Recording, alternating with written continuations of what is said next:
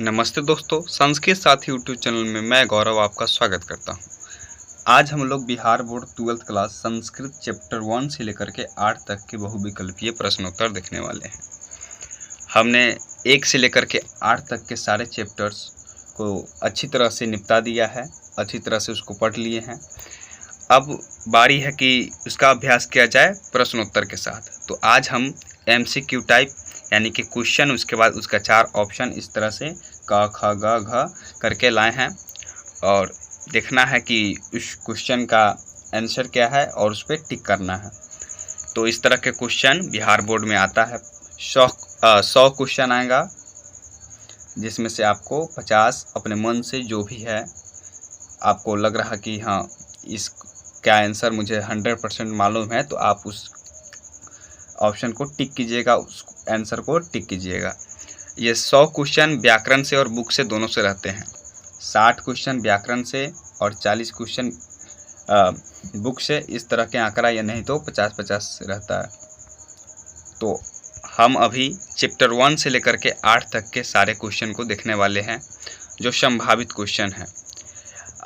जो हमने ये चैप्टर में 1 से लेकर के 8 तक जो क्वेश्चन लिए हैं चैप्टर से, ये क्वेश्चन हैं प्रीवियस ईयर क्वेश्चन में से मिला करके हैं, संभावित क्वेश्चन है और कुछ अपने से दिए हुए क्वेश्चन है जो कि पूछा जा सकता है इस बार यानी 2025 के एग्ज़ाम में। तो आइए बिना देरी किए हुए वीडियो को देखते हैं, आगे बढ़ाते हैं, क्वेश्चन आंसर करते हैं, क्योंकि 200 प्लस क्वेश्चन है ना। चैप्टर 1 से लेकर के 8 तक में ही 200 से ज़्यादा क्वेश्चन है सिर्फ बुक से। तो ऑलरेडी यह वीडियो लंबा होने वाला है, तो वीडियो को ज़्यादा देरी ना करते हुए हम वीडियो को आगे बढ़ाते हैं। और आप लोगों से निवेदन है कि आप लोग इस वीडियो को पूरा देखें। अच्छा लगे तो वीडियो तो लाइक कीजिए, और अभी तक चैनल को सब्सक्राइब नहीं किए तो सब्सक्राइब कीजिए। और यदि सब्सक्राइब कर दिए हैं, लाइक भी कर दिए हैं, तो आप पढ़ लिए और आपका फ़र्ज़ बनता है कि आप अपने मित्रों को भी यह बताएं। तो आप जैसे ही यह वीडियो देखें वैसे ही अपने मित्रों को यह वीडियो शेयर भी करें ताकि वो देख सकें। आइए प्रैक्टिस शुरू करते हैं। सबसे पहले है तपोवन ब्रह्मचारी, यानी हमारा जो पहला पार्ट था तपोवन ब्रह्मचारी, जिसमें ब्रह्मचारी राजगीर से आता है, और राजगिरी से आता है। और वासवदत्ता और योगंधरायन के जलने की खबर, इसी पे बात होता है। जो चैप्टर है हमारा इसी पर है। तो आइए देखते हैं कि क्या क्वेश्चन आंसर बनता है इससे। सबसे पहला क्वेश्चन है, और हाँ एक बात और, कुछ क्वेश्चन संस्कृत में है, कुछ हिंदी में भी है, ठीक है। तो डरने की कोई ज़रूरत नहीं है, क्योंकि बिहार बोर्ड संस्कृत में भी पूछ लेता है और हिंदी में भी पूछता है। तो हमने भी कुछ क्वेश्चन हिंदी में और कुछ क्वेश्चन संस्कृत में लाया है। चलिए देखते हैं। पहला क्वेश्चन है, तपोवन ब्रह्मचारी पाठ कुतः संकलित विद्यते, यानी कि तपोवन ब्रह्मचारी पाठ कहाँ से संकलित है, कहाँ से लिया गया है। आपका पहला ऑप्शन है स्वप्नवास वदत से, प्रतिमानाकटत से, मृच्छक कटत से, उत्तर रामचरित से। तो इसमें से कोई एक ही आंसर सही होगा, और मुझे पूरा विश्वास है कि आपने सही उत्तर अपने मन में ध्यान कर लिया होगा। तो हम लोग पढ़े थे कि हमारा जो तपोवन ब्रह्मचारी पाठ है वो कहाँ से लिया गया है, स्वप्नवास वदत से लिया गया है। तो हमारा आंसर हो जाएगा ऑप्शन नंबर क। अगला देखिए दूसरा नंबर प्रश्न। दूसरा नंबर प्रश्न है कि स्वप्नवादतस्य रचनाकारः कः अस्ति, यानी कि स्वप्नवास वदत के रचनाकार कौन है। ऑप्शन ए है व्यास, भास, कालिदास, क्षुद्रक। तो हमने आपको बताया था कि जो स्वप्नवास वदत है इसका लेखक भास जी हैं। तो हमारा ऑप्शन हो जाएगा ख। अगला देखिए 3 नंबर क्वेश्चन कि वासवदत्ता का अस्ति, मतलब कि वासवदत्ता कौन थी। तो हमारे पास ऑप्शन है वत्स राजपुत्री, मगध राजपुत्री, अवंती राजपुत्री, धर्म राजपुत्री। तो हमने पढ़ा था कि जो वासवदत्ता है वो अवंती राजपुत्री है। तो हमारा आंसर हो जाएगा ग। आगे देखिए 4 नंबर क्वेश्चन। 4 नंबर क्वेश्चन है कि पद्मावती का अस्ति। उसी तरह चौथा नंबर क्वेश्चन है कि पद्मावती कौन थी। ऑप्शन है अवंती राजपुत्री, वत्स राजकुमारी, विदेह राजकुमारी, मगध राजकुमारी। तो मैंने पढ़ा था कि पद्मावती कौन थी? मगध राजकुमारी। तो हमारा ऑप्शन हो जाएगा घ। 5 नंबर क्वेश्चन है कि उदयनः कः अस्ति, यानी उदयन कौन था? वत्सराज, विदेहराज, धर्मराज, मगधराज। तो उदयन था वत्सराज। उदयन को वत्सराज नाम का उपाधि मिला था, इसलिए उनको वत्सराज कहा जाता था। आगे देखिए 6 नंबर क्वेश्चन, यौगंधरायनः कः अस्ति। यौगंधरायन कौन था? राजा था, मंत्री था, सभासदी था, सेनापति था। तो इसका आंसर हो जाएगा कि यौगंधरायन मंत्री था। 7 नंबर क्वेश्चन देखिए, ब्रह्मचारी कुतः समागतः आसीत्, यानी ब्रह्मचारी कहाँ से आया था? लवानकतः से, अवंतितः से, राजगृहतः से, पाटलिपुत्रतः से। तो हमारा आंसर हो जाएगा राजगृहतः, यानी राजगृह से, जिसको आज हम राजगीर के नाम से जानते हैं। 8 नंबर क्वेश्चन देखिए, हिरण कहाँ आश्वास्तम होकर चर रहे हैं, यानी कि हिरण कहाँ आश्वस्त होकर के चर रहे हैं? घर में, द्वार पर, तपोवन में, राजगृह में। तो आंसर हो जाएगा तपोवन में, यानी कि जो हिरण है वो आश्वस्त होकर के, चकिता होकर के वन में, तपोवन में चारों तरफ चर रहे हैं। इसीलिए ब्रह्मचारी कहता है कि शायद यह तपस्वियों का भूमि यानी तपोवन है, यहाँ पर रुकना चाहिए। 9 नंबर क्वेश्चन है कि ब्रह्मचारी शास्त्र की पढ़ाई के लिए किस गांव में आया था? ऑप्शन ए है लवानक, मगध, राजगृह, कुशहर। तो इसका आंसर हो जाएगा लवानक, यानी कि राजगृह से आया था कहाँ? लवानक नाम के गांव में शास्त्र की पढ़ाई के लिए। आपसे सीधा सीधा यह क्वेश्चन पूछेगा कि ब्रह्मचारी संस्कृत की पढ़ाई के लिए या शास्त्र की पढ़ाई के लिए किस गांव में आया था? तो लवानक गांव में आया था। अगला क्वेश्चन देखिए 10 नंबर क्वेश्चन, उदयन की पत्नी का नाम क्या था? यानी उदयन की पत्नी कौन थी? उसका नाम क्या था? वासवदत्ता। उसका नाम क्या था? वासवदत्ता। 11 नंबर क्वेश्चन देखिए कि वासवदत्ता के पति का नाम क्या था? देखिए अब इसी क्वेश्चन को उल्टा कर दिया है। तो वासवदत्ता के पति का नाम क्या था? ऑप्शन है उदयन, वत्सराज, दोनों, कोई नहीं। तो आप आंसर देख सकते हैं कि इसका आंसर क्या होगा? उदयन भी होगा और उदयन का दूसरा नाम वत्सराज था, इसलिए इसका आंसर ग होगा, दोनों, यानी कि उदयन और वत्सराज। उदयन का ही दूसरा नाम क्या था? वत्सराज था। 12 नंबर क्वेश्चन देखिए कि आग में कौन जला? आग में कौन जल गया? उदयन, वासवदत्ता, पद्मावती, यौगंधरायन। तो इसका आंसर हो जाएगा वासवदत्ता। ऐसे खबर फैलाया गया था कि यौगंधरायन भी जला था, लेकिन मुख्य रूप से वासवदत्ता के बारे में बात हुआ है, तो वासवदत्ता सही आंसर है। और पहले देखिए, जब भी 2 ऑप्शन लगे कि इसका आंसर 2 होगा, तो सबसे पहले उसको मारिए जो सबसे पहले दिया हुआ है, तो वासवदत्ता। 13 नंबर क्वेश्चन है कि मगध राजकुमारी कौन थी? यानी मगध की राजकुमारी कौन थी? ऑप्शन क है उदयन, वासवदत्ता, पद्मावती, यौगंधरायन। तो हमारा आंसर हो जाएगा मगध राजकुमारी पूछा है तो पद्मावती, ग। 14 नंबर क्वेश्चन देखिए कि यौगंधरायन ने वासवदत्ता को अपना क्या बताया? यानी कि यौगंधरायन जब वासवदत्ता को वहाँ से झूठी साजिश के रूप में भगा करके लाया था मगध में, तो वहाँ पर क्या अपना संबंध बताया वासवदत्ता से? पत्नी का, कि वासवदत्ता मेरी पत्नी है, बहन है, माँ है, मित्र है। तो हमारा आंसर हो जाएगा बहन, अपनी बहन के रूप में वहाँ पर रखा था पद्मावती के पास में। 15 नंबर क्वेश्चन है कि तपोवन ब्रह्मचारी स्वप्न वासवदत्त के किस अंग से संकलित है? VVI क्वेश्चन है ये। देखिए अभी हम जितना भी क्वेश्चन लाए हैं सब VVI है।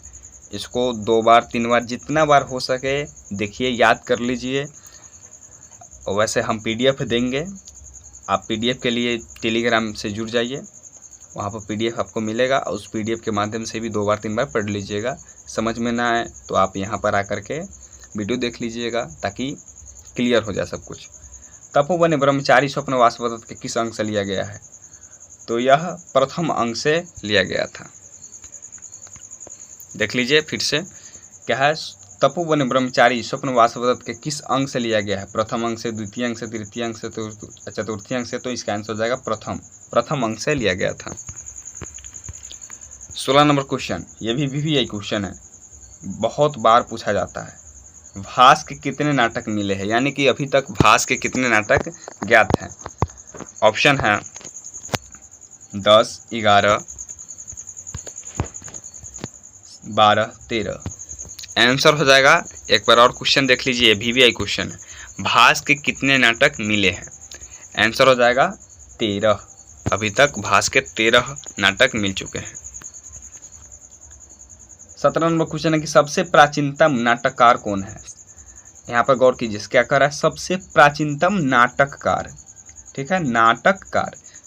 तो हमारा ऑप्शन है वाल्मीकि, भास, कालिदास, दंडी। आंसर क्या हो जाएगा? आंसर हो जाएगा भास। सबसे प्राचीनतम नाटककार जब पूछे तो भास जी हैं। ठीक, आगे देखिए, ब्रह्मचारी तथा योगंधरायन के बीच संवाद कहाँ हुआ था? घर में, राजगृह में, तपोवन में, मगध में। तो राजगृह कर रहे हैं, ब्रह्मचारी और योगंधरायन कहाँ पर आपस में मिले थे और कहाँ पर बात हुआ था? तो तपोवन में हुआ था ऐसा। आगे देखिए 19 नंबर क्वेश्चन, वासवदत्ता की खबर सुनकर कौन मूर्छित हो गया? यानी जब वो सुना कि वासवदत्ता आग में जल गई है तो कौन मूर्छित हो गया? मंत्री, राजा, ब्रह्मचारी, पद्मावती। आंसर हो जाएगा राजा। जो राजा उदयन है वत्सराज, वह जब यह खबर सुने कि पद्मावती जलकर मर गई है तो वह मूर्छित हो गए थे। प्रेम के वियोग का प्रतीक किस पक्षी को माना जाता है? ऑप्शन है कोयल, मैना, चकवा, तोता। तो इसका आंसर हो जाएगा ग, चकवा। चकवा पक्षी को प्रेम और वियोग का प्रतीक के रूप में माना जाता है। 21 नंबर क्वेश्चन देखिए कि जलकर भी अमर अजर कौन हो गई? वासवदत्ता, पद्मावती, सीता, सती। तो इसका आंसर हो जाएगा पद्मावती।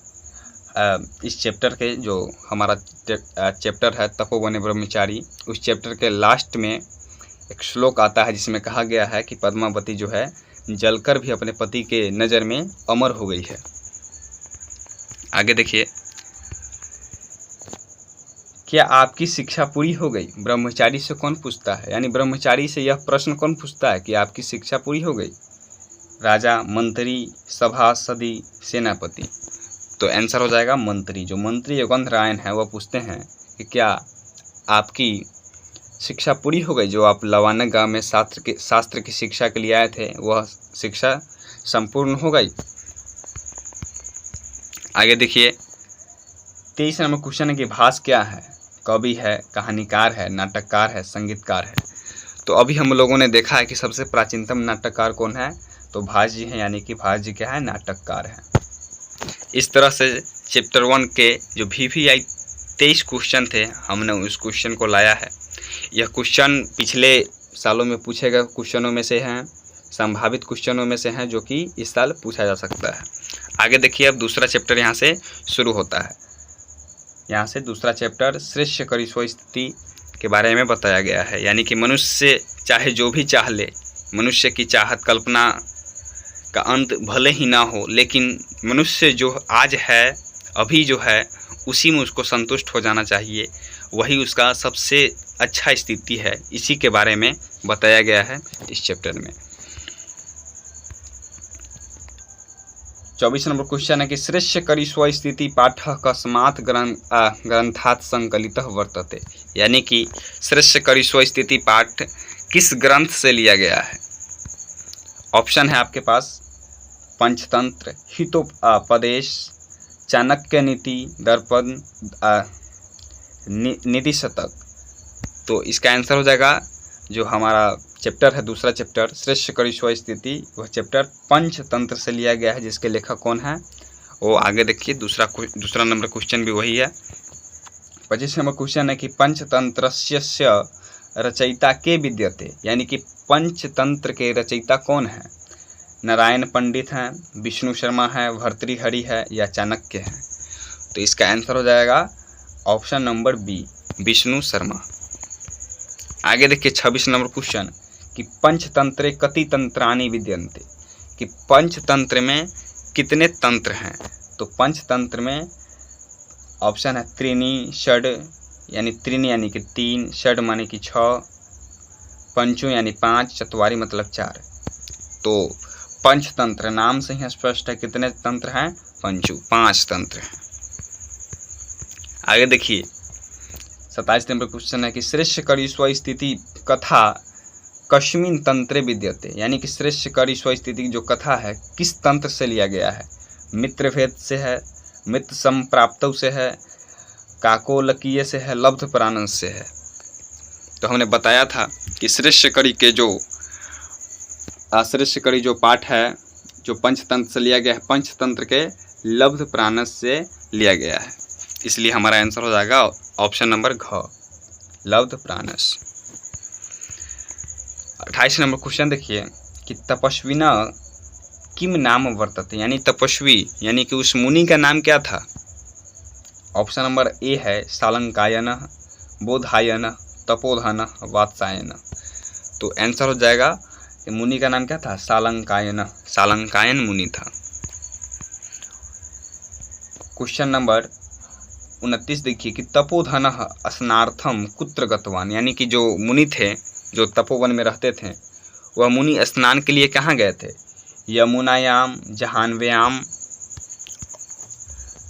सरस्वत्याम, काव्यारम, यानी कि किस नदी पर गए थे। तो किस नदी का चर्चा है इस पाठ में, जहान्व्याम नदी, जिसको हम लोग जानते हैं गंगा नदी के नाम से। किस नदी के नाम से,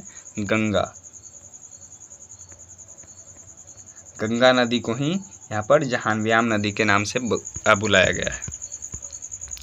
30 नंबर क्वेश्चन देखिए कि मुनि कस्योपस्थानम कुर्वन् आसीत्, कि मुनि किसका उपासना करता था। मुनि किसका उपासना करता था तो उसमें बताया गया है किसका बारे में, चंद्र, राम, सूर्य, ईश्वर यानी ईश्वर, किसका उपासना करता था। तो मुनि जो है रोज सालंकायन नामक मुनि जहान्व्याम नामक नदी में स्नान करके सूर्य भगवान को अर्घ देते थे, उन्हीं का उपासना करते थे। आंसर हो जाएगा सूर्य। कति पितृ स्मृता, यानी कि श्रेष्ठ करी स्वस्थिति पाठ में कितने पिता के बारे में बताया गया है कि एक मनुष्य के, एक मानव के कितने पिता हो सकते हैं। 2, 3, 4, 5, यानी कि कितने पिता, तो 5 प्रकार के पिता के बारे में उस चैप्टर में बताया गया है। सबसे पहले जन्मदाता, जन्मदाता के बाद विद्यादाता, अन्नदाता, भयत्राता, उपनेता, ये 5 प्रकार के पिता माने गए हैं। 32 नंबर क्वेश्चन है कि कति गुणान परीक्ष्य कन्या दिया, यानी कि कितने गुणों का परीक्षण करने के बाद कन्या दे देना चाहिए, कन्या को शादी के योग्य मान लेना चाहिए। तो ऑप्शन है चतुर, त्रि, सप्त, पंच। तो 7 तरह के गुण को जांच करना चाहिए।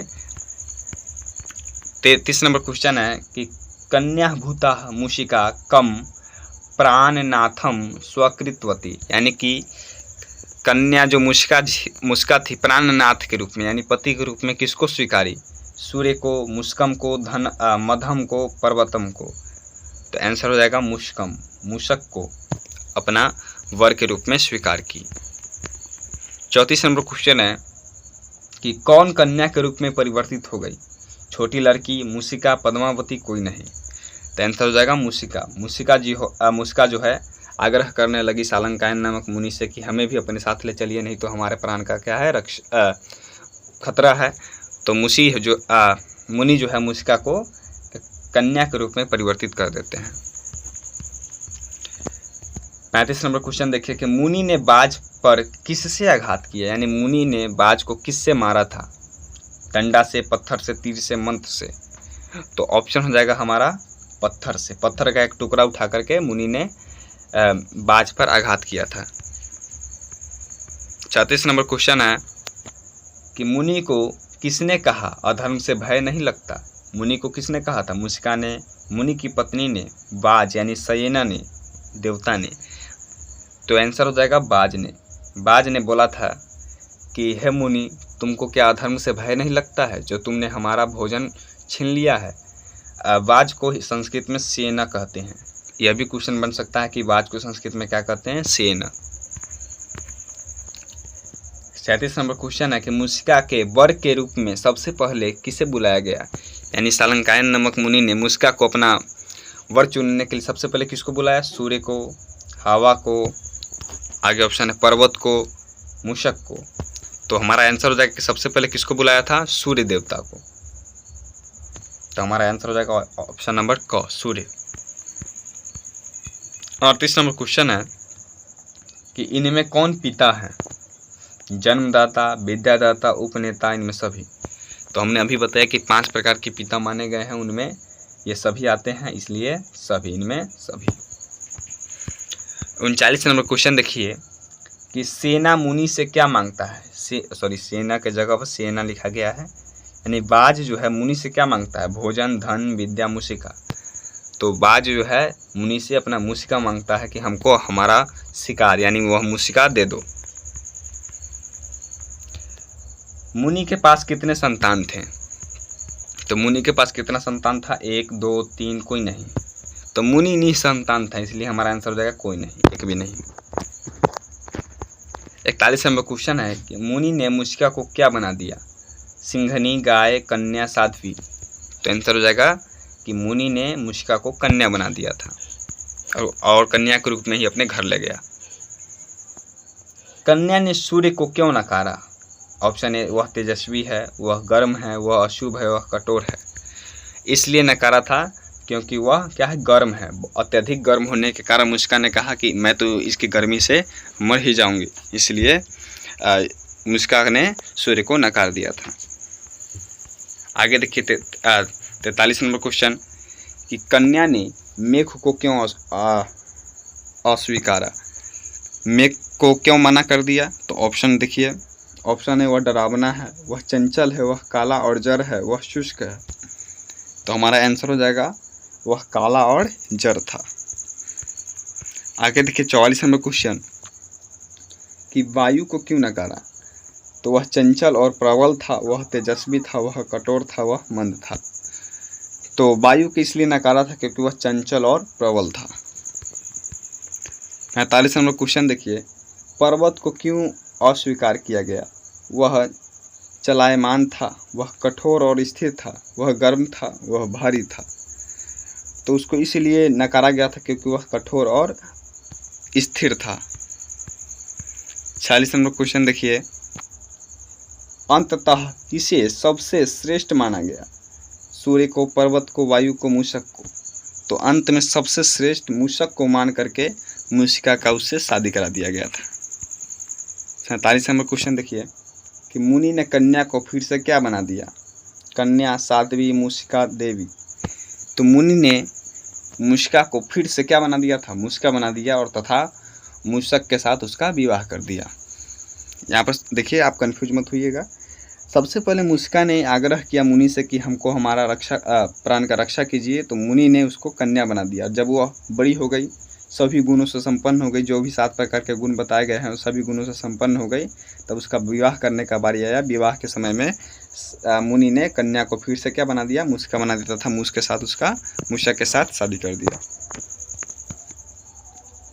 48 नंबर क्वेश्चन है कि कन्या ने किसे अपना मनपसंद वर चुना, किसे अपना मनपसंद वर के रूप में चुना। ऑप्शन है सूर्य, वायु, मूषक, पर्वत। तो इसका आंसर हो जाएगा मूषक को अपना वर के रूप में चुना था। देखिए यहाँ पर फास्ट हम इसलिए करवा रहे हैं क्योंकि 8 चैप्टर और 200 क्वेश्चन हैं, तो ये वीडियो लंबा हो सकता है, इसलिए हम थोड़ा फास्ट में खींचने का कोशिश कर रहे हैं, ठीक है। बाकी कुछ समझ में ना आए तो आप दोबारा देख लीजिएगा वीडियो। आगे देखिए, श्रेष्ठ करिष्व स्थिति का तात्पर्य क्या है। तो श्रेष्ठ आहार, श्रेष्ठ स्थिति, श्रेष्ठ ज्ञान, श्रेष्ठ वंश। तो इसका आंसर क्या हो जाएगा, श्रेष्ठ स्थिति, यानी कि आपका जो स्थिति है वही क्या है, सर्वश्रेष्ठ है। आगे देखिए कि कामनिया वाले श्लोक में स्त्रियों की किस प्रवृत्ति को दर्शाया गया है। धन प्रियता, शक्ति की चाह, अपने मनपसंद वर की चाह, वैराग्य। तो इसका आंसर हो जाएगा, इसमें बताया गया था कि जो स्त्री जो है अपना मनपसंद वर चाहती है, न कि धन और शक्ति की चाह रखती है। तो आंसर नंबर ग। इस तरह से चैप्टर 2 भी समाप्त हो गया और यहाँ से चैप्टर 3 पर्यावरण संरक्षणम चालू होता है। पर्यावरण संरक्षण में पर्यावरण के बारे में और तथा पर्यावरण के संरक्षण के बारे में बताया गया है। आइए यहाँ से तीसरा चैप्टर को देखते हैं। पहला क्वेश्चन है तीसरा चैप्टर का, यानी 51 नंबर क्वेश्चन, भूमेरावरम किम कथ्यते। भूमेरावनम किम कथ्यते। ऑप्शन ए है पर्यावरणम, जलम, वायु, वनस्पति। यानी कि क्वेश्चन देखिए फिर से कि भूमि का आवरण क्या कहलाता है। तो भूमि का आवरण क्या कहलाता है?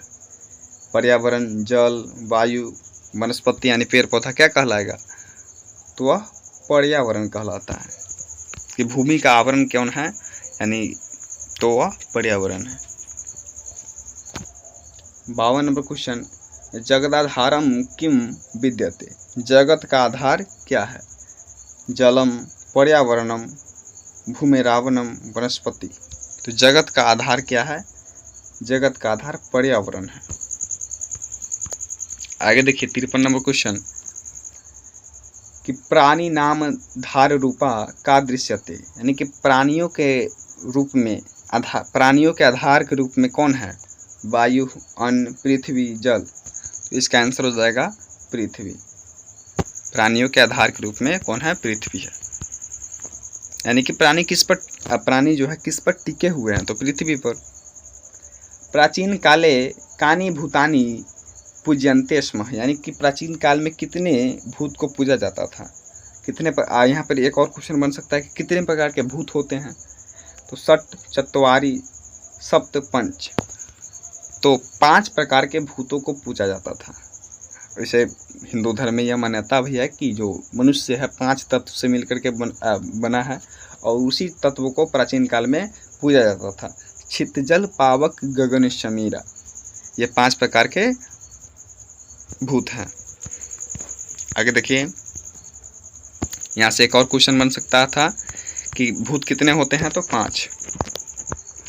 55 नंबर क्वेश्चन है कि जीवन सैविध्यानि अनिवस्यन्तः वैज्ञानिकाः किम आकर्ष्य।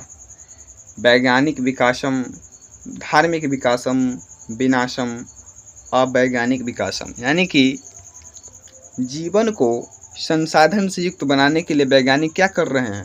तो वैज्ञानिक विकास कर रहे हैं। यानी एक पर एक तंत्र, एक पर एक मशीनें बनाई जा रही है ताकि हमें यानी मानव को आराम मिल सके। तरह तरह की संसाधन का खोज किया जा रहा है। 56 नंबर क्वेश्चन है कि किम सर्वत्र वर्ज्यते। यानी क्या सभी जगह क्या कहते हैं इसको कि वर्ज्य है। यानी कि क्या सब जगह बंद है? क्या वर्ज्य क्या कह सकते हैं? हाँ, सभी जगह क्या बैन है? क्या बैन होता है? तो अधिकम, अति, बहु, न्यून। तो अति जो है सभी जगह वर्ज्यते होता है, यानी सभी जगह से नकारा जाता है। यानी अति का मतलब है कि हद से ज़्यादा कर देना। अगला क्वेश्चन है कि कस्य फलम पर्यावरण प्रदूषण वर्तते। माने कि किसका फल है कि पर्यावरण प्रदूषित है? तो वायु, जलस्य, वनस्पति, विनाशस्य, आकाशस्य। तो आपके बुक के अनुसार आंसर हो जाएगा जलस्य।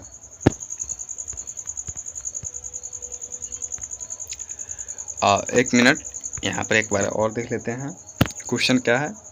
कस्य फलम पर्यावरण प्रदूषण वर्तते। इसका आंसर जलस्य नहीं वनस्पति विनाशस्य होगा। आगे देखिए 58 नंबर क्वेश्चन, पर्यावरण संरक्षणाय किम परम आवश्यकम। यानी कि पर्यावरण के संरक्षण के लिए क्या आवश्यक है? परम आवश्यक है। तो जनसंख्या विस्तारम, जनसंख्या वरोधम, वन विनाशम, जनसंख्या नियनम। तो इसका आंसर क्या हो सकता है कि जनसंख्या का विस्तार किया जाए? नहीं। जनसंख्या को रोका जाए? नहीं। रोक कैसे देंगे? अगर रोक देंगे तो फिर विकास नहीं हो पाएगा।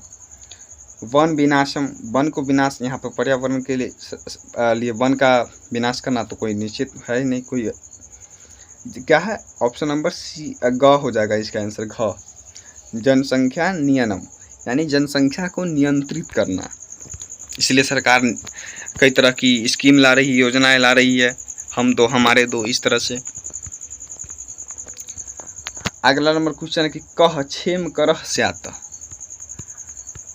यानी कि क्या उचित होता है, तो अल्पारंभ, अनारंभ, संहार, प्रचार।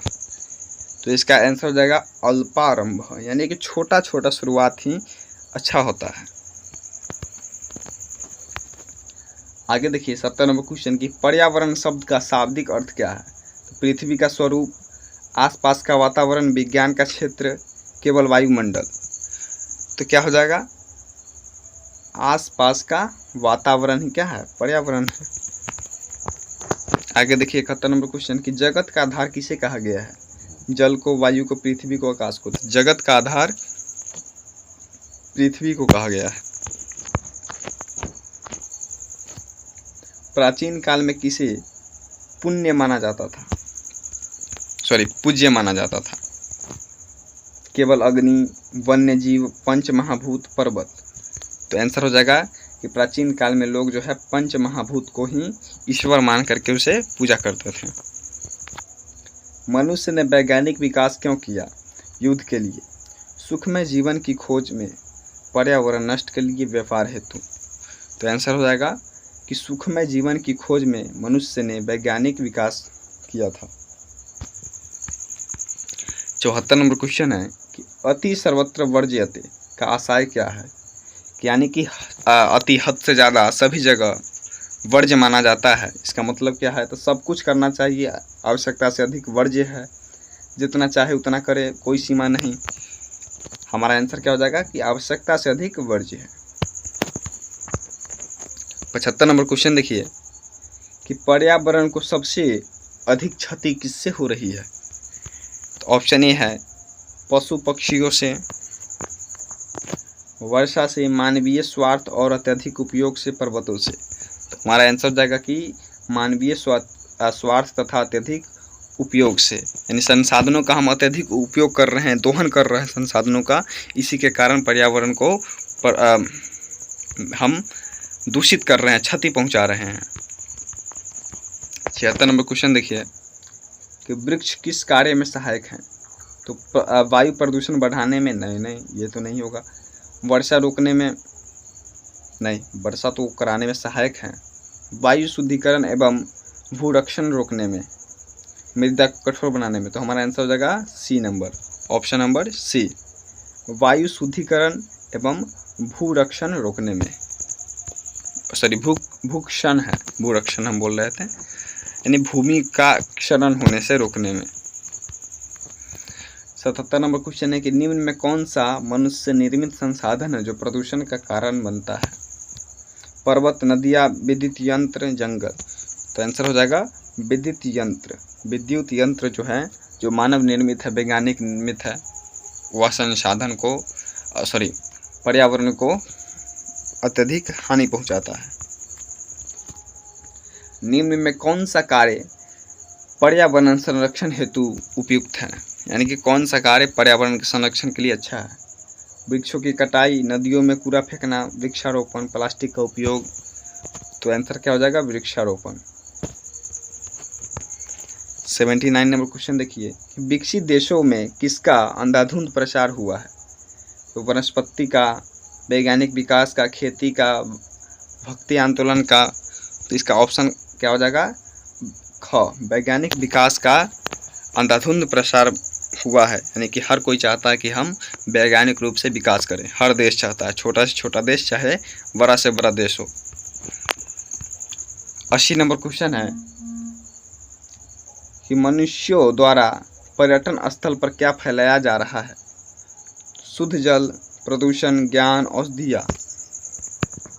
इसका आंसर क्या हो जाएगा, प्रदूषण, यानी मानव जो है पर्यटन स्थलों पर, पर्वतों पर जा कर के, जैसे मंदिर में जाना, वहाँ पर जा कर के भक्ति भाव तो कर ही रहे हैं, साथ साथ तरह तरह के कचरा भी, प्रदूषण भी फैला रहे हैं। आगे देखिए,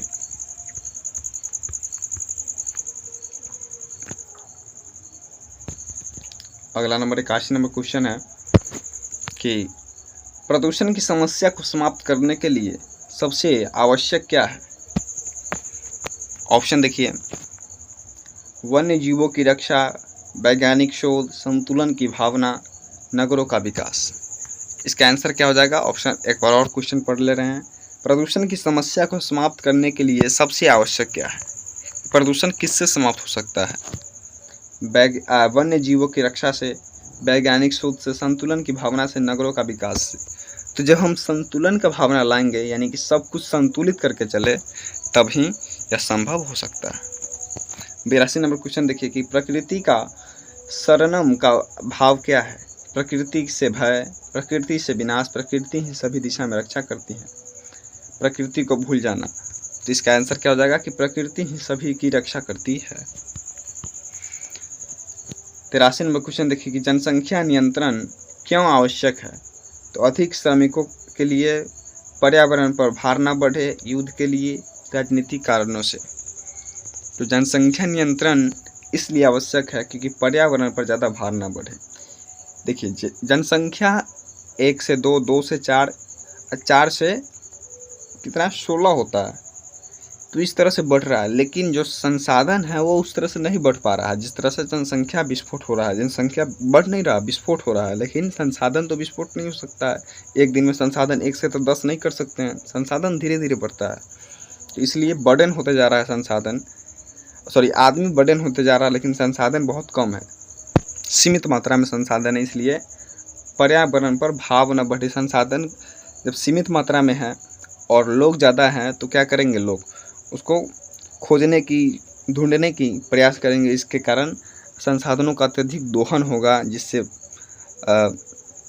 बहुत ज़्यादा पर्यावरण को क्षति पहुंचेगा। इसीलिए है कि पर्यावरण पर भार न बढ़े, इसी के कारण जनसंख्या नियंत्रण आवश्यक है।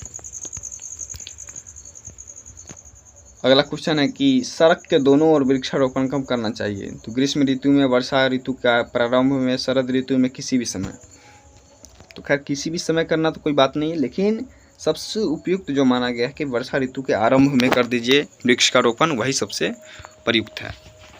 अगला क्वेश्चन देखिए कि 85 नंबर क्वेश्चन कि युवाओं को पर्यावरण की रक्षा में क्या करना चाहिए। केवल भाषण देना, सरकार पर निर्भर रहना, खाली समय में प्रयत्न करना, विरोध करना। तो ऑप्शन नंबर सी जो हो जाएगा, सी हो जाएगा कि खाली समय में प्रयत्न करना चाहिए कि हम किसी भी तरह पर्यावरण को बचा लें। जैसे पेड़ लगाना, लोगों को मोटिवेट करना, बताना पर्यावरण के बारे में, उसके बचाव के बारे में, इस सभी चीज़ों के बारे में बताना।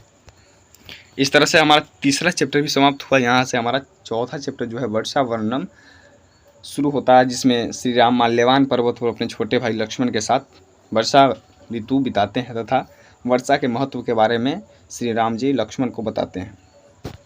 देखिए क्वेश्चन करा कि वर्षा वर्णम पाठ कस्मात् ग्रंथात् संकलित अस्ति। यानी कि वर्षा वर्णम पाठ कस्मात् यानी किस ग्रंथात्, मतलब कि ग्रंथ से, संकलित मतलब लिया गया है, संकलित है। रामायणात्, महाभारतात्, आगे है उत्तर रामचरितात्, प्रतिमा नाटकात्। तो इसका आंसर क्या हो जाएगा, यानी रामायण से लिया गया, तो रामायण क नंबर आंसर हो जाएगा, इसका रामायण हो जाएगा।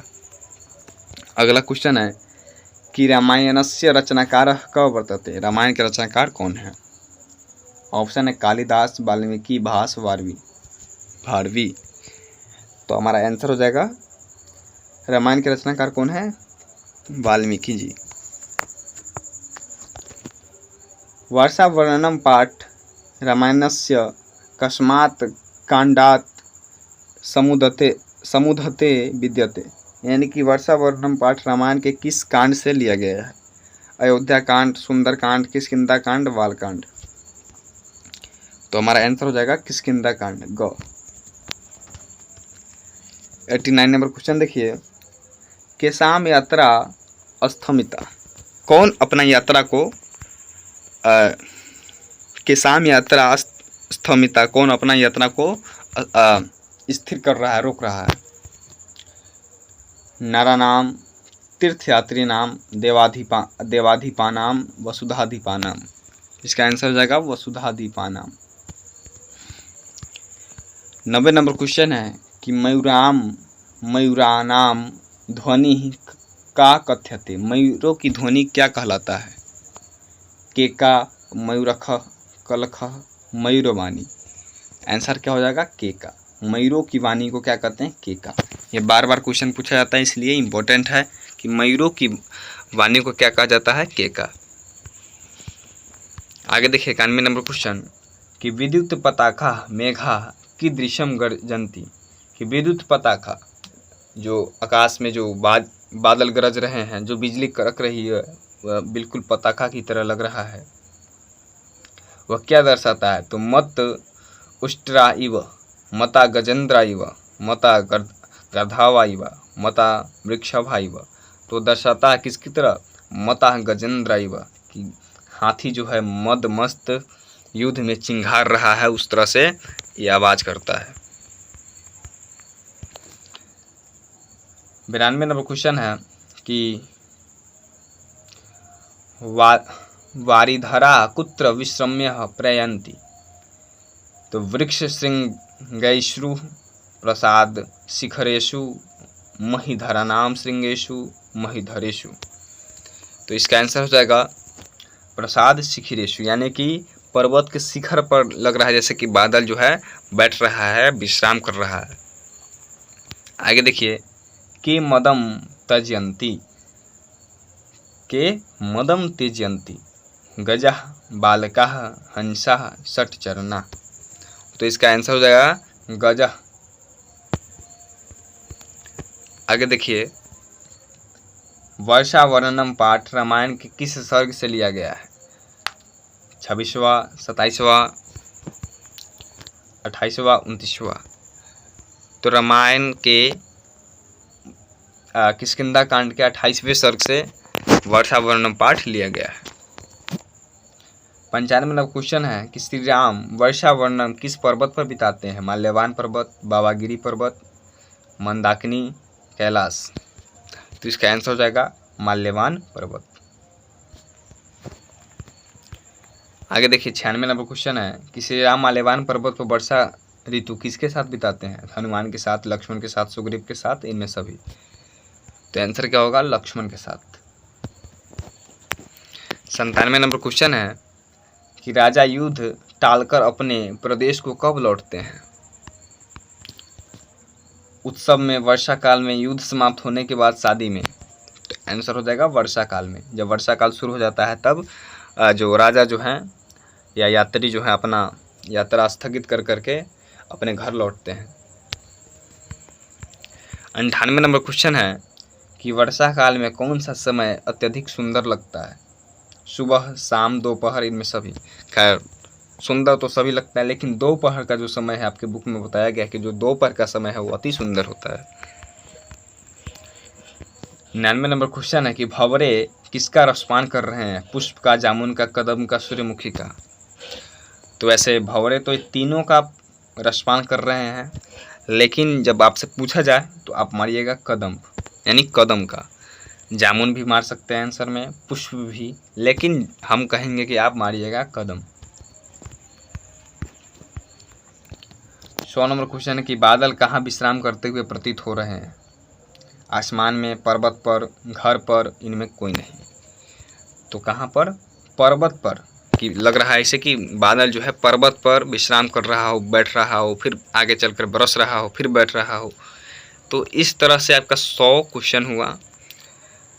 अभी तक यदि आप जुड़े हुए हैं तो आगे भी वीडियो देखिए, अगले चैप्टर से क्वेश्चन है, बहुत ही मज़ेदार क्वेश्चन है। और इन सारे क्वेश्चन को आप 2 बार 3 बार वीडियो देख करके याद कर लीजिए। 100% कह रहे हैं कि बुक से बाहर इसमें से क्वेश्चन तो नहीं आएगा, है ना। पूरा बुक का निचोड़ है ये। और हम पीडीएफ भी देंगे, तो पीडीएफ के माध्यम से भी पढ़ लीजिएगा। पीडीएफ के लिए आप टेलीग्राम से, हम बार बार कह रहे हैं कि टेलीग्राम से जुड़ जाइए। और एक और बात जो कि हम अंत में बताएंगे। चलिए 101 नंबर क्वेश्चन देखते हैं। वर्षा वर्णनम पाठ में किस पुष्प का चर्चा हुआ है? सूर्यमुखी, केतकी, चंपा, रात रानी। तो इसका आंसर हो जाएगा केतकी के पुष्प का चर्चा हुआ। अब यहाँ से चैप्टर नंबर 5 जो है स्टार्ट हो रहा है, जो कि है न्यायालय दृश्यम, जिसमें चारुदत्त पर आरोप लगाया जाता है राजा के साले के द्वारा। तो उसी के बारे में, उसी का चर्चा है, उसी न्याय उससे संबंधित यहाँ पर MCQ टाइप क्वेश्चन है। न्यायालय दृश्यम पाठ कुतः संकलित है, यानी न्यायालय दृश्यम पाठ कहाँ से लिया गया है? ऑप्शन है मृच्छक कटिकत से, अभिज्ञान शकुंतलम से, स्वप्न वासवदत्त से, मुद्रा राक्षस से। तो इसका आंसर हो जाएगा मृच्छक कटिकम से। आगे देखिए, मृच्छक कटिकस्य नायकः कः, यानी कि मृच्छक कटिक जो नाम के ग्रंथ है उसका नायक कौन है, हीरो कौन है? सकार है, शोधनक है, चारुदत्त है, बीरकः है। तो इसका आंसर हो जाएगा चारुदत्त। वसंत सेना का आसित, वसंत सेना कौन थी? सती थी, नर्तकी थी, वृद्धा थी, गणिका थी। तो वसंत सेना एक गणिका थी। गणिका का मतलब होता है वैश्या। 105 नंबर क्वेश्चन है कि अस्मिन् पाठे न्यायाधीशः केन नामना ज्ञायते। इस पाठ में न्यायाधीश को किस नाम से जाना जा रहा है? तो न्यायाधिकारिणिकः, न्यायाधीशः, न्यायिकः, धर्मराजः। तो न्यायाधीश को न्यायाधिकारिणिकः के नाम से जाना जा रहा है। अगला है क्वेश्चन 106 नंबर क्वेश्चन की सकारः कः आसीत्, सकार कौन था? न्यायाधीशः, राजश्यालः, राजपुरुषः, राजकुमारः। तो इसका आंसर हो जाएगा राजश्यालः। राज मतलब राजा, श्याला मतलब साला, राजा का साला था, रिश्ते में राजा का साला था। चारुदत्त कः आसीत्, चारुदत्त कौन है? तो चारुदत्त क्षत्रिय है, वैश्य नहीं। क्षत्रिय और नहीं वैश्य, वह क्या है? एक ब्राह्मण है, उदारशील दानशील ब्राह्मण है। 8 नंबर क्वेश्चन देखिए कि वसंत सेना कस्या गणिका आसीत्। वसंत सेना किसकी गणिका है? कहाँ की गणिका है? हस्तिनापुर, अवंत्य, उज्जैनी, धर्मपुरिया। तो वह उज्जैनी का गणिका थी। यह भी इम्पोर्टेंट क्वेश्चन है, बार बार पूछा जाता है कि वसंत सेना कहाँ की गणिका थी? तो उज्जैनी का, उज्जैन का। 109 नंबर क्वेश्चन है कि अधिकारिणिकः आर्य शब्द कस्मै प्रयुक्त। अच्छा, अधिकारिणिक जो है आर्य शब्द किसके लिए बोलते हैं, प्रयुक्त करते हैं? चारुदत्त के लिए, सकार के लिए, शोधनक के लिए, बीरक के लिए। तो न्यायाधीश जो है चारुदत्त के लिए आर्य शब्द का प्रयोग करते हैं। 110 नंबर क्वेश्चन है कि वसंत सेना की माँ कौन है? तो वसंत सेना की माँ के बारे में चर्चा तो नहीं है, लेकिन हाँ एक वृद्धा के रूप में बताया गया कि वसंत सेना की माँ एक वृद्धा है। तो आंसर हो जाएगा ख। 111 नंबर क्वेश्चन देखिए कि वसंत सेना किसको चाहती थी? सकार को, वृद्धा को, चारुदत्त को, राजा को। वसंत सेना प्रेम करती थी चारुदत्त से, चारुदत्त को चाहती थी। न्यायालय दृश्यम पाठ के लेखक कौन है? तो न्यायालय दृश्यम पाठ के लेखक कौन है? दंडी, शूद्रक, कालिदास, भावभूति। तो मृच्छक कटिकम के लेखक शूद्रक जी हैं, इसलिए इस चैप्टर के भी लेखक शूद्रक जी हो जाएंगे। 113 नंबर क्वेश्चन देखिए कि मृच्छक कटिकम नामक प्रकरण कैसा प्रकरण है? ऐतिहासिक प्रकरण, सामाजिक प्रकरण, राजनीतिक प्रकरण, इनमें सभी। तो जो मृच्छक कटिकम नाम के प्रकरण है वह सामाजिक प्रकरण है। किस तरह का? सामाजिक। चारुदत्त कैसा ब्राह्मण था? दयालु, क्रूर, बेईमान, पागल। आंसर हो जाएगा दयालु, दयालु ब्राह्मण था। राजा का साला वसंत सेना के साथ क्या करता है? बलपूर्वक अपहरण करता है, मार देता है, दोनों, शादी करता है। तो यहाँ पर दोनों हो जाएगा कि वह क्या करता है? बलपूर्वक अपहरण, सबसे पहले तो अपहरण करता है उसका, फिर मार देता है, इसलिए ऑप्शन नंबर सी दोनों हो जाएगा। 116 नंबर क्वेश्चन है कि वसंत सेना क्या थी? गणिका थी, वेश्या थी, दोनों, राजपुत्री। तो यहाँ पर दोनों मारी, क्योंकि गणिका का मतलब भी वही होता है, वेश्या ही होता है। 117 नंबर क्वेश्चन है कि कौन कहता है मेरे साथ मुकदमा है? कौन कहता है मेरे साथ मुकदमा है। यानी जब चारुदत्त पूछता है कि मेरा मुकदमा किसके साथ है, न्यायाधीश से पूछता है कि मेरा मुकदमा किसके साथ है, तो सकार जो होता है राजा का साला, वह एकदम जोर से बोलता है कि मेरे साथ मुकदमा है। आगे देखिए, कौन कहता है एक स्त्री का शव देखा। सकार, वृद्धा, चारुदत्त, वीरक। तो जब वीरक प्रवेश करता है न्यायालय में, उसी समय कुछ गिरता भी है और चारुदत्त वीरक आकर के बोलता है कि मैंने एक स्त्री का शव देखा है, यानी मृत पड़ा शरीर। चारुदत्त पर किस प्रकार का आरोप लगाया गया। देशद्रोह का, स्त्री हत्या का, चोरी का, मारपीट का। तो इसका आंसर हो जाएगा स्त्री हत्या का। चारुदत्त पर सकार जो है राजा का साला स्त्री की हत्या का आरोप लगाता है कि इसने बसंत सेना का बलपूर्वक अपहरण करके चारुदत्त ने उसका हत्या कर दिया है, लेकिन किया रहता है सकार ही।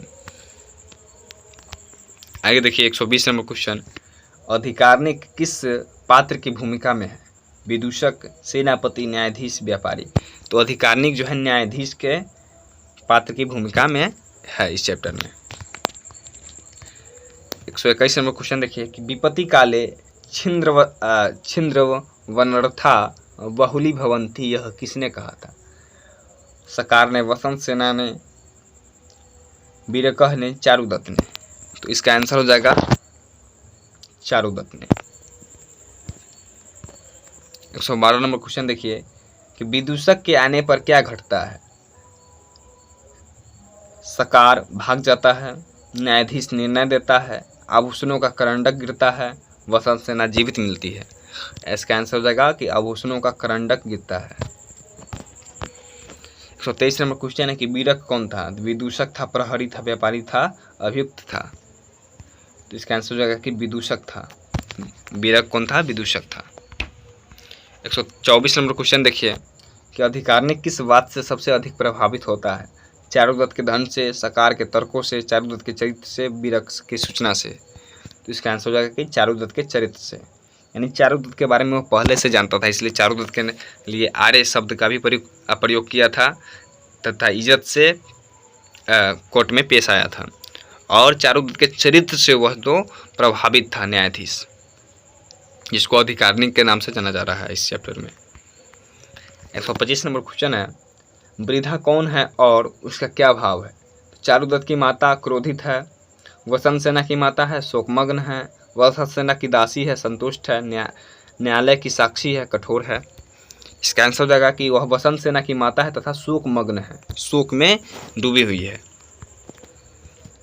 तो 26 नंबर क्वेश्चन है कि चारुदत्त अपने ऊपर लगे आरोपों पर क्या प्रतिक्रिया देता है। वह मौन रहता है, वह दोष स्वीकार करता है, वह चरित्र और विवेक से उत्तर देता है, और वह न्यायालय छोड़ जाता है।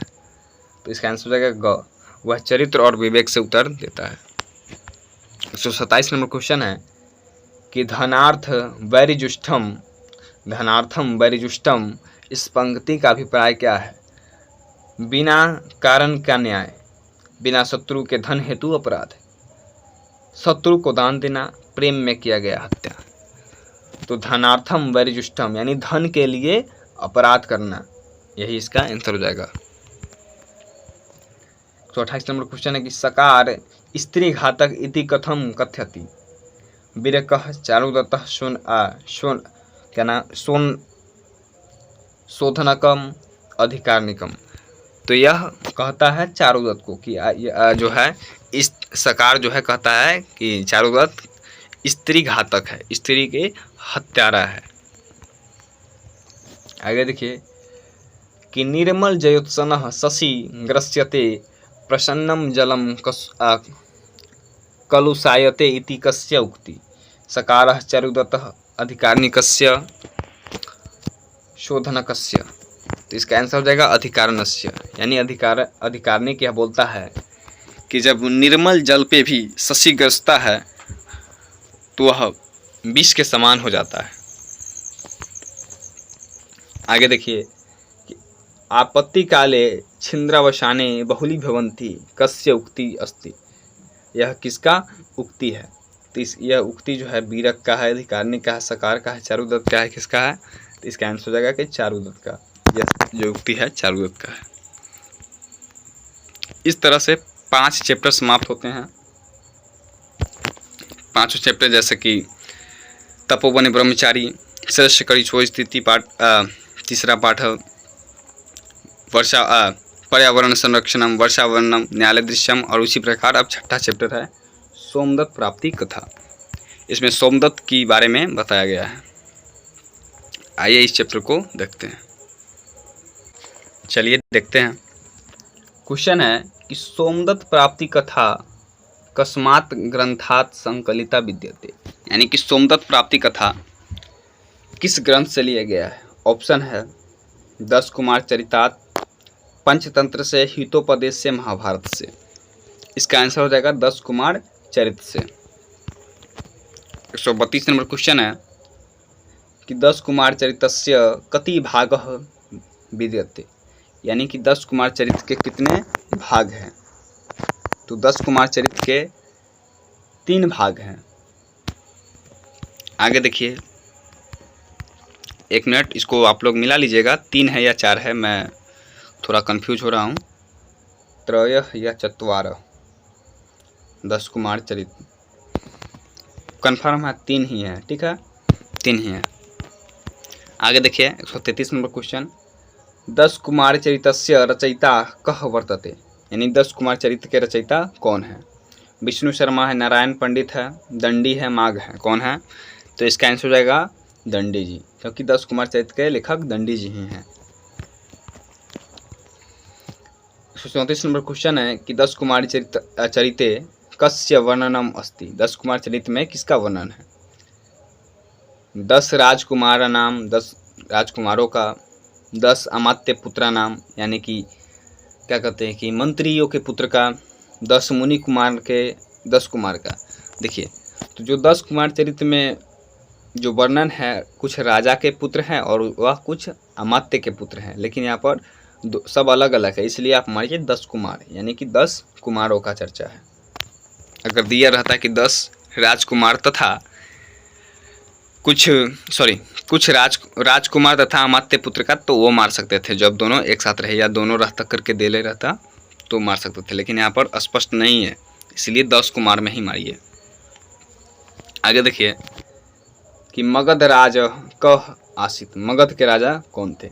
राजहंस थे, बालहंस, राजवंश, सुवंश, कौन थे? तो आप ध्यान रखिएगा, राजहंस।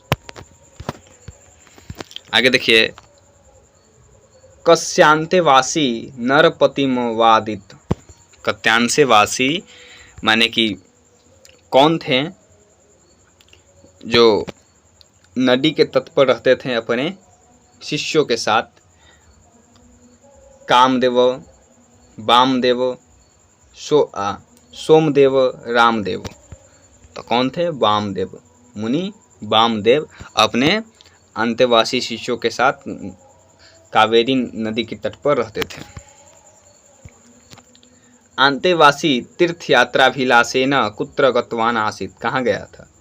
गंगा तीरम, यमुना तीरम, कावेरी तीरम, साबरमती तीरम। तो इसका आंसर हो जाएगा कावेरी, यानी कावेरी नदी के तट पर गया था। वहीं पर उसको गौरी तथा अपने पुत्र के साथ मिला था। मगध राज राजहंसस्य मंत्रिणा किम नाम, मगध राज राजहंस के मंत्री का क्या नाम था? कीर्तिवर्मा, सत्यवर्मा, शुभवर्मा, शीतवर्मा। तो इसका आंसर हो जाएगा शीतवर्मा, यानी मगध राज राजहंस के मंत्री का नाम था शीतवर्मा। आगे देखिए 139 नंबर क्वेश्चन, राजहंसस्य मंत्रिणा पुत्रस्य किम नाम, राजहंस के मंत्री का क्या नाम था? सॉरी, क्वेश्चन देख लेते हैं एक बार और। मगध राजहंस के मंत्री कौन था? राजहंस मंत्री पुत्र, अच्छा यहाँ पर पूछा है कि राजहंस के मंत्री के पुत्र का नाम क्या था? तो मंत्री के पुत्र का नाम था सत्यवर्मा। क्या था? शीत। देखिए यहाँ पर जो राजहंस है उनके मंत्री का नाम शीतवर्मा तथा शीतवर्मा के पुत्र का नाम सत्यवर्मा था। तो यहाँ पर आंसर हो जाएगा सत्यवर्मा, कि राजा के मंत्री के पुत्र का नाम सत्यवर्मा था। इस दोनों में बहुत ज़्यादा कन्फ्यूजन होता है, इसलिए ध्यान रख लीजिएगा। राजा के जो मंत्री हैं वह सीतवर्मा जी हैं, मंत्री, और सीतवर्मा, ये जो सीतवर्मा है इनके पुत्र हैं सत्यवर्मा। आगे देखिए, सत्यवर्मा प्रथमे किम नाम ब्राह्मण कन्या सह विवाहम कृतवान, यानी कि सत्यवर्मा पहली बार किस ब्राह्मण पुत्री के साथ विवाह किया? गौरी के साथ, काली के साथ, सरस्वती के साथ, सुमति के साथ। इसका आंसर हो जाएगा काली के साथ। सबसे पहले उसने काली के साथ अपना विवाह रचाया था। 141 नंबर क्वेश्चन है कि सत्यवर्मन मंत्रिण किम नाम, सत्यवर्मा के मंत्री का नाम क्या था? ब्रह्मदत्त, देवदत्त, धर्मदत्त, सोमदत्त। तो इसका आंसर हो जाएगा सोमदत्त। आगे देखिए, सोमदत्त प्राप्ति कथा 10 कुमार चरित्र के पूर्व पीठिका के किस उच्छ्वास से लिया गया है? तो यह तृतीय उच्छ्वास से लिया गया है। पूर्व पीठिका में कुल कितने उच्छ्वास हैं? यहाँ पर क्वेश्चन है कि पूर्व पीठिका में कुल कितने उच्छ्वास? इसका आंसर हो जाएगा 5। पूर्व पीठिका में कुल 5 उच्छ्वास है। 144 नंबर क्वेश्चन है कि बालक की उत्पत्ति किस से हुआ? यहाँ पर होगा किससे हुआ? गौरी से, काली से, लक्ष्मी से, दुर्गा से। तो इसका आंसर हो जाएगा गौरी से। सबसे पहले तो उसने काली से विवाह किया, लेकिन निसंतान होने के कारण उसने फिर गौरी से विवाह किया, तो गौरी से एक पुत्र हुआ। आगे देखिए, बालक की माँ कौन थी? गौरी थी, काली थी, दुर्गा थी, लक्ष्मी थी, कौन थी? तो बालक की माँ थी गौरी। पाठ में वर्णित सोमदत्त किसका पुत्र था? पाठ में वर्णित सोमदत्त किसका पुत्र था? राजा का था, अमात्य का था, ब्राह्मण का था, सेनापति का था? तो अमात्य का था। आगे देखिए 147 नंबर क्वेश्चन कि 10 कुमार चरित्र का संबंध किससे है? 10 कुमार चरित्र का संबंध किससे है? राजकुमारों से है, अमात्य पुत्रों से है, दोनों से, साधारण युवकों से? इसका आंसर हो जाएगा दोनों से। हाँ, यहाँ पे फिट हो गया कि कुछ राजकुमार भी थे और अमात्य पुत्र थे, तो दोनों आ गया है, इसलिए यहाँ पर सी नंबर आंसर हो जाएगा सही, दोनों। 148 नंबर क्वेश्चन देखिए, 10 कुमार चरित्र की रचना किस भाषा में हुई है? हिंदी में, उर्दू में, संस्कृत में, बंगाली में? तो ये तो समझ सकते हैं संस्कृत में। 149 नंबर क्वेश्चन है कि सत्यवर्मा के पिता का नाम क्या था? तो सत्यवर्मा के पिता का नाम क्या था? सोमदत्त, राजहंस, सीतवर्मा, सुमित। क्या था? सीतवर्मा नाम था। उनका नाम क्या था? सीतवर्मा। ब्राह्मण पुत्री कौन थी? तो ब्राह्मण पुत्री कौन थी? गौरी थी, काली थी, लक्ष्मी थी, दुर्गा थी? तो ब्राह्मण की पुत्री जो थी वह गौरी थी, तथा ब्राह्मण की बहन पूछेगा तो काली और पुत्री पूछेगा तो गौरी। ये ध्यान रखिएगा, गौरी थी पुत्री तथा काली थी बहन ब्राह्मण की।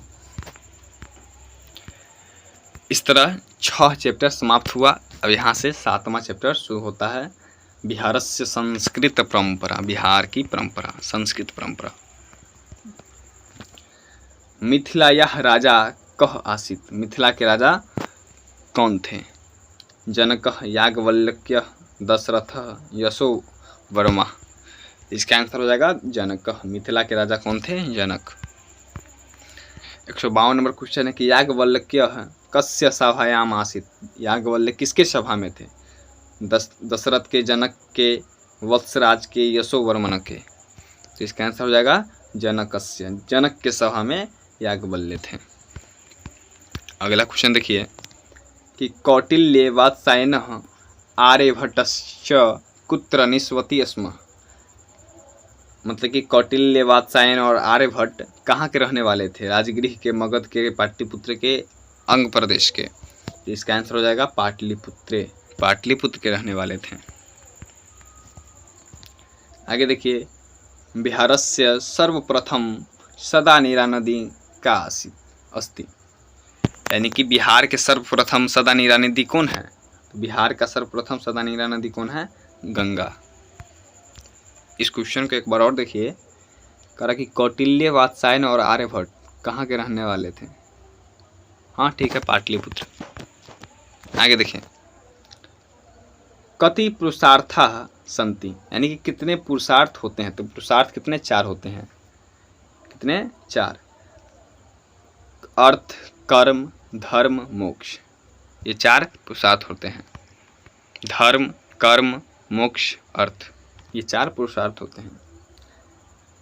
काम शास्त्रस्य रचनाकार कः अस्ति, काम शास्त्र के रचनाकार कौन है? याज्ञवल्क्य है, वात्सायन है, गौतम है, आर्यभट्ट हैं, कौन है? तो इसका आंसर हो जाएगा वात्सायन। काम शास्त्र के रचनाकार कौन है? वात्सायन।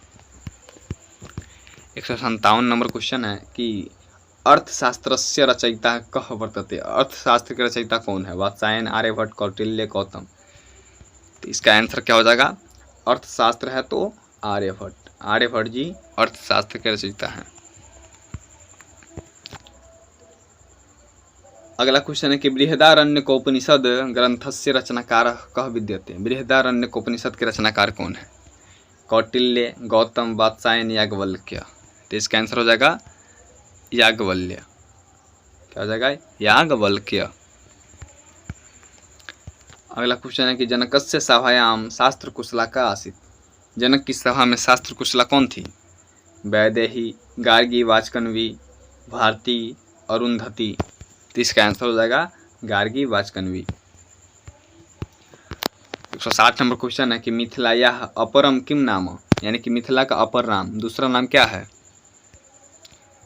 मिथि, मिथिला, विदेह, विदेहराज। इसका आंसर हो जाएगा मिथिला विदेह। क्या हो जाएगा? विदेह। मिथिला का दूसरा नाम पूछे तो विदेह। अगला क्वेश्चन देखिए कि परिजात हरण काव्यस्य रचनाकारः क, परिजात हरण के रचनाकार कौन है? ऑप्शन देखिए, कवि कालिदास, कविराज, कवि माघ, कवि कर्णपुर। तो इसका आंसर जो हो जाएगा कवि कर्णपुर। कवि कर्णपुर ही परिजात हरण काव्य में बताते हैं कि सरस्वती, मगध में सरस्वती जो है बिहार में हर घर में नाच करती है। आगे देखिए कि मंडन शंकराचार्यो शास्त्रार्थ कुत्र बभूव, यानी कि मंडन मिश्र और शंकराचार्य के बीच जो शास्त्रार्थ हुआ था कहाँ हुआ था? माहिष्मती ग्रामे, मिथिलायाम, वनग्रामे, सिमरी ग्रामे। तो आंसर हो जाएगा माहिष्मती ग्राम में हुआ था। 163 नंबर क्वेश्चन है कि मंडन शंकराचार्य शास्त्रार्थ निर्णायिका का अस्ति, यानी कि मंडन मिश्र और शंकराचार्य के बीच जो शास्त्रार्थ हुआ था उसका निर्णायक यानी विजेता कौन थी? गौतमी, भारती, गार्गी, अरुंधति। तो इसका आंसर हो जाएगा भारती, यानी कि जो भारती जी मंडन मिश्र की पत्नी थी, तो मंडन मिश्र की पत्नी भारती ही इसके निर्णायिका थी। 164 नंबर क्वेश्चन देखिए कि बिहारस्य सारण प्रदेशे कः नवसत, यानी कि बिहार के सारण प्रदेश में कौन रहते थे, कौन बसते थे? मंडन मिश्र, याज्ञवल्क्य, गौतम, वात्सायन। कौन रहते थे? तो बिहार के सारण प्रदेश में गौतम जी रहते थे।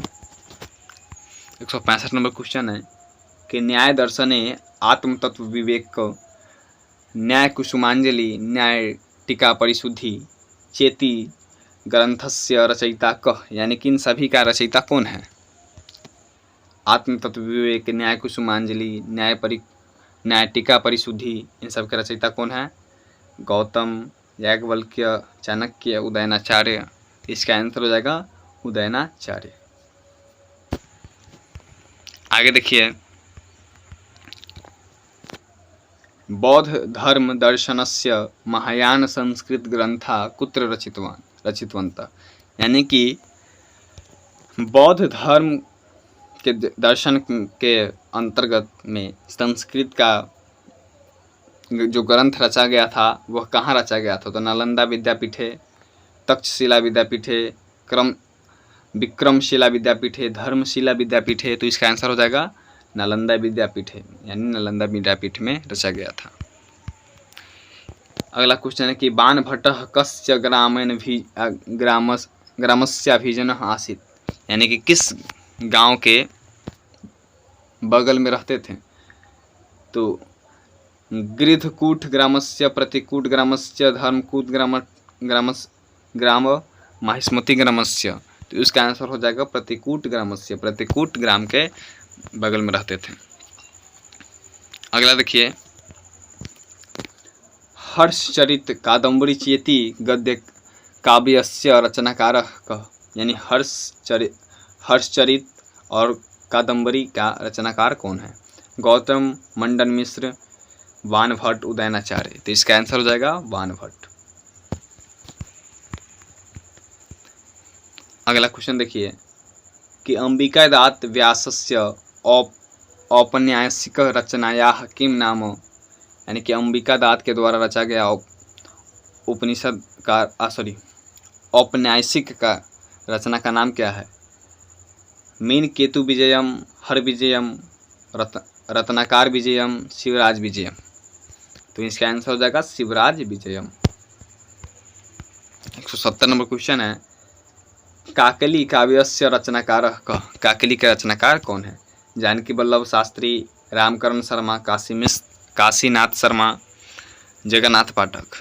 तो इसका आंसर हो जाएगा जानकी वल्लभ शास्त्री। आगे देखिए, पटना कालेजस्य संस्कृताध्यापकः कः आसीत्। यानी कि पटना कॉलेज के संस्कृत अध्यापक कौन थे? ऑप्शन देखिए, रामकरण शर्मा, रामावतार शर्मा, मंडन मिश्र, उदयनाचार्य। तो इसका आंसर हो जाएगा रामकरण शर्मा। आगे देखिए 172 नंबर क्वेश्चन, भारतवर्ष का कंठहार रूप राज्य किसे कहा गया है? उत्तर प्रदेश, बिहार, उड़ीसा, झारखंड। तो भारतवर्ष के कंठहार यानी कि गले के हार के रूप में बिहार राज्य को जाना जाता है। 173 नंबर क्वेश्चन देखिए, गार्गी वाचकन्वी किस विषय में दक्ष थी? ज्योतिष में, शिल्प में, शास्त्रार्थ में, तंत्र में। तो गार्गी वाचकन्वी जो थी शास्त्रार्थ में निपुण थी। यानी शास्त्रार्थ का मतलब होता है प्रश्न उत्तर करना, उत्तर देना। आप प्रश्न कीजिए, कोई उत्तर देगा, कोई प्रश्न करेगा तो फिर आपको उत्तर देना है। इसी प्रकार से शास्त्रार्थ होता है। अगला क्वेश्चन देखिए कि काम शास्त्र की रचना किसने की थी?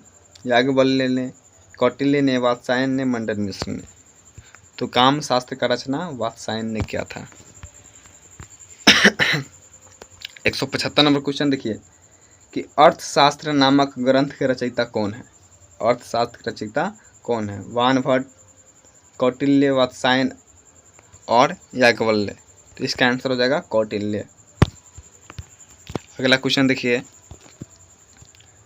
बृहदारण्यकोपनिषद में किस सभा का वर्णन है? यानी इस उपनिषद में किस सभा के बारे में बताया गया है? जनक की सभा के बारे में, भर्तृहरि के सभा के बारे में, कौंडिकन्य के सभा के बारे में, पाटलिपुत्र के बारे में।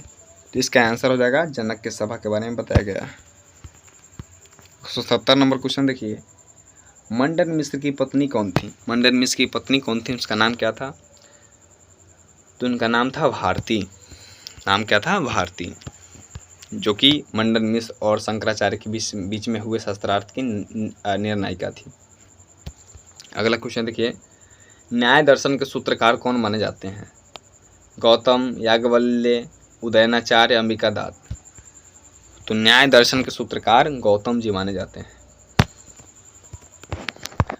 अगला क्वेश्चन, न्याय कुसुमांजलि किनकी रचना है? तो न्याय कुसुमांजलि गौतम, वात्स्यायन, उदयनाचार्य, मंडन मिश्र। किनका रचना है? तो न्याय कुसुमांजलि उदयनाचार्य की रचना है।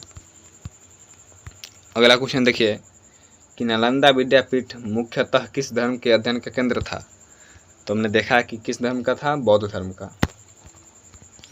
अगला देखिए 181 नंबर क्वेश्चन, संस्कृत उपन्यास शिवराज विजय के लेखक कौन है? शिवराज विजय के लेखक कौन है? रामावतार शर्मा, अंबिकादात व्यास, जगन्नाथ पाठक, वानभट्ट। तो इसका आंसर हो जाएगा अंबिकादात व्यास। रामावतार शर्मा किस संस्थान से जुड़े थे? ऑप्शन देखिए, दरभंगा संस्कृत विद्यालय, पटना कॉलेज, नालंदा विद्यापति संस्थान। तो रामावतार शर्मा जी जो हैं वे पटना कॉलेज से जुड़े थे। सॉरी, हमने वहाँ पर रामकरण शर्मा बता दिया था, आप वहाँ पर सुधार लीजिएगा रामावतार शर्मा। ठीक है, रामावतार शर्मा ही होगा। रामावतार शर्मा किस कॉलेज से जुड़े थे? पटना कॉलेज से। आगे देखिए, काकली काव्य के रचयिता कौन है? तो काकली काव्य के रचयिता रामकरण शर्मा, जानकी वल्लभ शास्त्री, अंबिका दत्त व्यास, काशीनाथ मिश्र। तो इसका आंसर हो जाएगा काकली का आंसर हो जाएगा जानकी वल्लभ शास्त्री। अगला क्वेश्चन देखिए, दरभंगा नरेश के संरक्षण में कितने वर्षों से संस्कृत ग्रंथ रचे जा रहे हैं? 200 वर्ष, 300 वर्ष, 400 वर्ष, 500 वर्ष। तो इसका आंसर शायद 400 वर्ष था या 200 वर्ष। आप लोग एक बार मिला लीजिएगा इसको, हम अभी यहाँ पर कंफ्यूज हैं।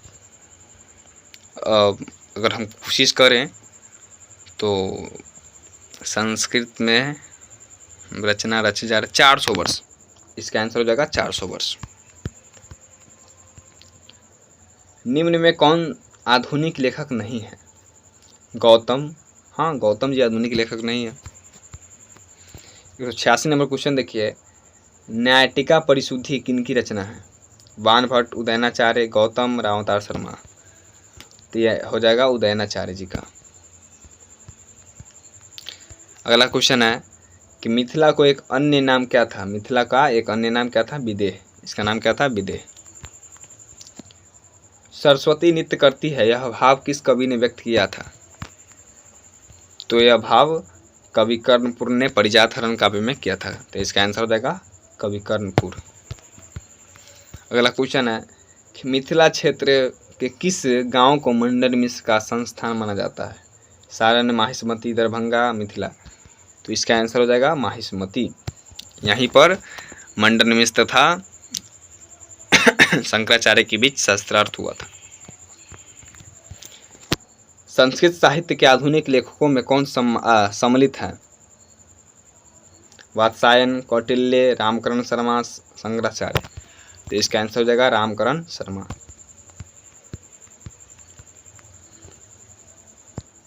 विदेह किनके नाम से प्रसिद्ध हुआ? विदेह जो है किनके नाम से प्रसिद्ध हुआ?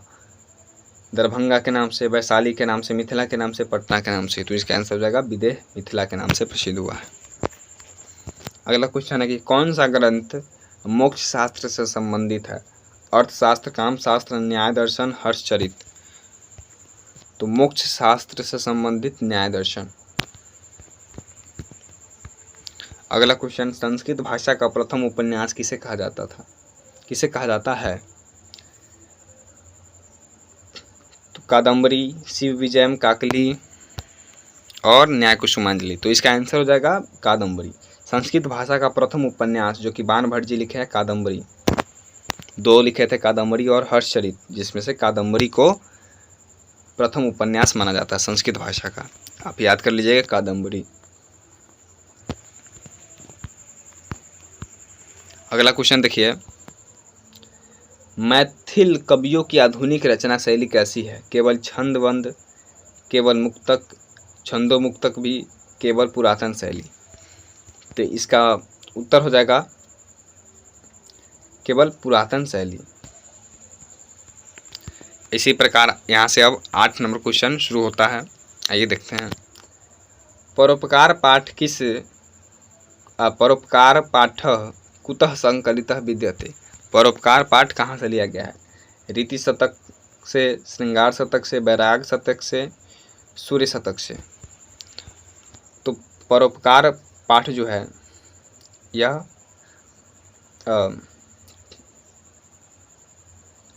वैराग शतक से लिया गया है।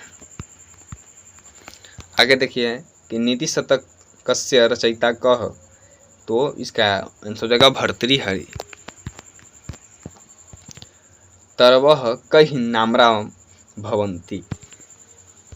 तो इसका आंसर हो जाएगा पुष्पादगमयी, फलानुदगमयी, फलोदगमयी, अफलोदगमयी। तो इसका आंसर हो जाएगा फलोदगमयी।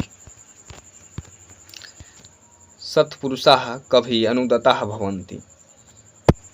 इसका आंसर क्या हो जाएगा? नवाम्बु विपदभि, व्यधिभि, समृद्धिभि। तो इसका आंसर हो जाएगा समृद्धभि। करुणा प्रणाम कायः कहि विभाति? तो परोपकारैः सॉरी ये लिखा हुआ है परापकारैः कुंडलैः चंदनैः। तो इसका आंसर हो जाएगा परोपकारैः। इसी तरह अब हम 200 नंबर क्वेश्चन पे पहुंच गए हैं। अब बस 4 से 5 क्वेश्चन ही बचे हुए हैं। सन्मित्र लक्षण के प्रवदन्ति। सच्चे मित्र का लक्षण क्या होता है?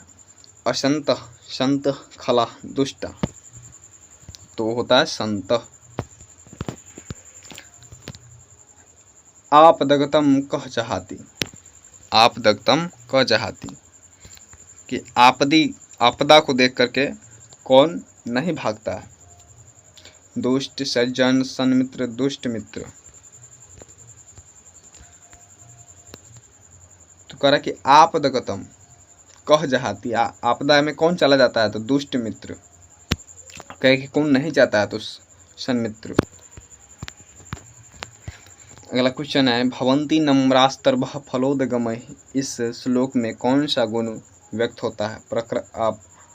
पराक्रम का, नम्रता का, आलस्य का, क्रोध का। तो इसका आंसर हो जाएगा ना नम्रता का। यानी भवंती नम्रास्तर्भः फलोदगमैः। जब फल से लदा हुआ पेड़ होता है तो वो क्या करता है? अपनी डालियों को झुका लेता है, यानी झुकने का भूत हो रहा है यहाँ पर। अगला क्वेश्चन है कि परोपकार शब्द का अर्थ क्या है? परोपकार का अर्थ क्या है? तो दूसरों की सहायता करना है, क्या है? परोपकार है। अगला क्वेश्चन श्रोतम श्रुतेनैव न कुंडलेन। इस श्लोक में किसका महत्व बताया गया है? आभूषणों का, विद्या ज्ञान का, युद्ध का, धन का। तो इसका आंसर हो जाएगा विद्या का। अगला क्वेश्चन है सत्पुरुष किसे कहते हैं? जो केवल अपना ही सोचता है, जो सभी से द्वेष करता है, जो दूसरों का हित करता है, जो झूठ बोलता है। तो इसका आंसर हो जाएगा ऑप्शन नंबर सी ग, जो दूसरों का हित करता है। इस तरह से 205 क्वेश्चन थे जो कि चैप्टर 1 से लेकर के चैप्टर 8 तक के क्वेश्चन थे। आशा करते हैं कि आपको यह वीडियो पसंद आया हो। इस वीडियो में हमने कोशिश किया है चैप्टर 1 से लेकर के 8 तक के वे सारे क्वेश्चन लेने का जो इम्पोर्टेंट है 2025 के लिए एग्ज़ाम के, संस्कृत के एग्ज़ाम के लिए। तो इस वीडियो में जो भी मुझसे थोड़ा बड़ा गलती हुआ होगा, अगर किसी क्वेश्चन का आंसर गलत भी दिए होंगे तो आप उसको मिला लीजिएगा। अगर आपको गलती लगे तो आप एक बार जांच कर लीजिएगा। खैर हमने अपने तरफ से पूरा सही उत्तर देने का कोशिश किया है। और अंत में इतना ही कहेंगे दोस्तों, साथियों, अगर आपको यह वीडियो पसंद आया हो तो लाइक कीजिएगा। वीडियो एक बार में नहीं समझ में आए दोबारा देखिएगा, एक बार में याद न हो दोबारा देखिए। और पीडीएफ के लिए आप टेलीग्राम चैनल से जुड़ जाइए, वहाँ पर आपको पूरा पीडीएफ मिलेगा। और मैंने बीच में बोला था कि एक चीज़ जो है अंत में बताऊँगा, उसका बारी आ गया है, उसका समय आ गया है। तो वह बात यह है कि अब चैप्टर 1 से लेकर के 8 तक हो गया। अब हमारा जो ध्यान है वह व्याकरण पर होना चाहिए। किस पर? व्याकरण पर। तो अब हम व्याकरण शुरू कर रहे हैं। व्याकरण का भी हमने 2 ही क्लास लिया था, आप उस क्लास को देखिए, प्लेलिस्ट बना हुआ है, आप दोनों क्लास को देखिए। कल से ही अब लेट नहीं होगा। मैं किसी कारण से थोड़ा बिजी था, इसके कारण मैंने बोला था कि कल ही आएगा, लेकिन 3-4 दिन के बाद ऑब्जेक्टिव क्लास का वीडियो आ रहा है। लेकिन अब लेट नहीं होगा, कल से ही अगला क्लास व्याकरण का अपलोड कर रहा हूं, आप उसको देखिए। तथा व्याकरण सिर्फ क्लास नहीं होगा, उसका प्रैक्टिस भी होगा। प्रैक्टिस कहाँ होगा? टेलीग्राम चैनल पे मैं क्वेश्चन डालूंगा तथा आपको आंसर भेजना है। मैं फिर उस आंसर को चेक करूंगा तथा आपको मार्क्स दूंगा, नंबर दूंगा, ठीक है। तो इस प्रकार से अपना मान के चलिए कि एक प्रकार से टेस्ट होने वाला है। पहले क्या करूंगा कि मैं क्लास लूँगा, जैसे मान लीजिए कि वर्ण हुआ, संधि हुआ, तो पहले मैं इसका क्लास लूँगा, फिर उससे संबंधित कुछ क्वेश्चन कराऊँगा, और उस क्वेश्चन का आपको आंसर अपने कॉपी पे लिख करके भेजना है। ग्रुप में हर कोई मैसेज कर सकता है, जो भी डाउट होगा आप वो मुझसे पूछ सकते हैं। इस प्रकार से हम लोग अपना अभ्यास करने वाले तथा ताकि मैं या आप लोग 2025 एग्ज़ाम के लिए, जो हमारा एग्ज़ाम है 2025 में, उसके लिए प्रिपेयर हो सके। क्योंकि अब टाइम बहुत कम है, टाइम अब है नहीं, 8वां महीना अब चलने वाला है, टाइम है नहीं। तो और एग्ज़ाम जो है सर पर है, तो एग्ज़ाम को मद्देनज़र रखते हुए आप अभी चैप्टर 1 से 8 तक नहीं पढ़े हैं तो इसको पढ़िए, बुक को पढ़िए। संस्कृत आपका 12th में था तो है तो अच्छी तरह से पढ़िए, नोट्स बनाइए तथा नोट्स के लिए आप टेलीग्राम से जुड़ जाइए। 8 चैप्टर का नोट्स उसमें डाला हुआ है और इस के जो बहुविकल्पीय प्रश्न है आप इसको देखिए। इसका भी बहुत जल्दी कल सुबह ही आ जाएगा PDF आपके टेलीग्राम चैनल में, जो भी आपका ग्रुप बना हुआ है संस्कृत साथी के नाम से टेलीग्राम पर, उसमें आ जाएगा। और प्रैक्टिस के लिए आप जुड़ जाइए, सीरियस होकर के जुड़ जाइए। व्याकरण कल से क्लास शुरू होगा और उसका अभ्यास भी होगा टेलीग्राम में। धन्यवाद, इतना ही कहना था। चलिए चलते हैं। और हाँ, एक सरप्राइज आप लोगों को और देना है कि दोस्तों दिल से शुक्रिया कि अब हमारा जो संस्कृत साथी नामक परिवार है वह 200 के करीब पहुंच गया है, 200 हो गया है। ठीक, तो इसके लिए आप सभी का आभार है तथा इसी प्रकार अपना आभार प्यार बरसाते रहिए। धन्यवाद।